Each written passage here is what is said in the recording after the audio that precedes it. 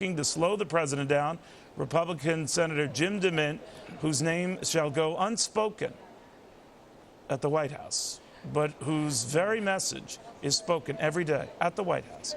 His bestseller, Saving Freedom, still out there.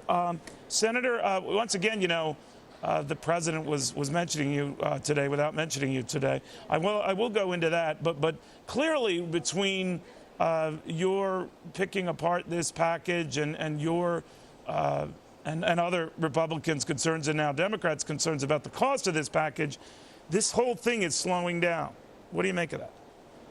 Well, that was my whole goal, is to slow this down at least until we could force members of Congress to read this and find out what's really in it and let the American people see it so we could have a good national debate. I'm glad you did the interview with Linda, because I'm finding women are more exercised about this government takeover than men, because they make most of the health care decisions for themselves and their families, and they're concerned that those decisions are going to be taken from them. Last night, the president talked about a red pill and a blue pill and how he needed to help decide which pill to take because of the cost. Sometimes physicians and their patients have to make different decisions, and we need to make sure that we protect that right of people to make their own decisions about health care.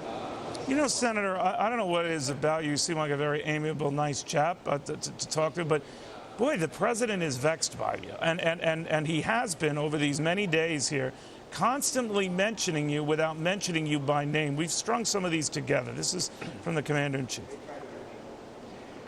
Another Republican senator said that defeating health care reform is about breaking me. Another Republican senator that defeating health care reform is about breaking me. Just the other day, one Republican senator said, and I'm quoting him now, if we're able to stop Obama on this, it will be his Waterloo. It will break him. You're like Prince.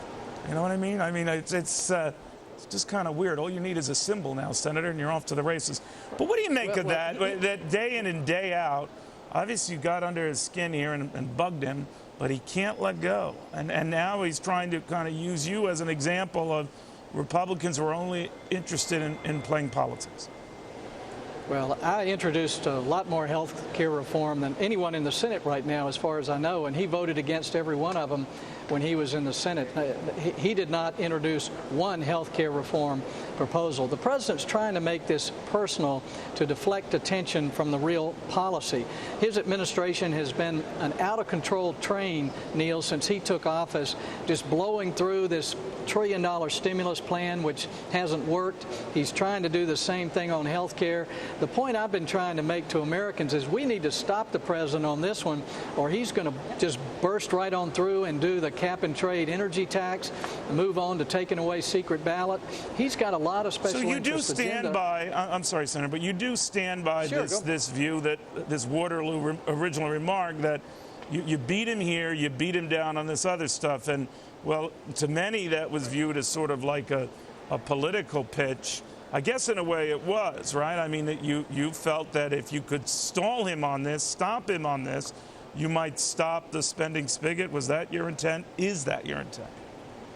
We need to slow him down on this issue, at least so that we can have a good debate.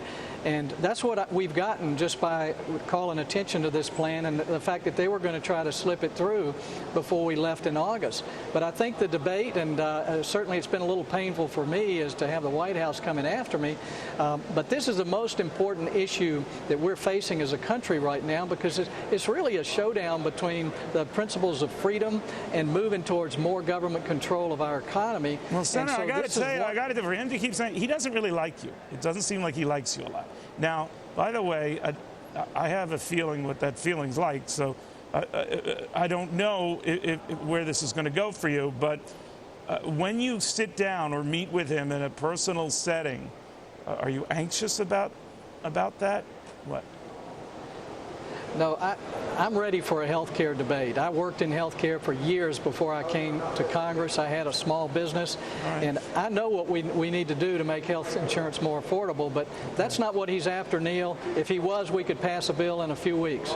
Senator, thank you very much. A senator whose name shall go unmentioned at the White House, but his name is Demint here. Thank you very, very much. Good seeing you.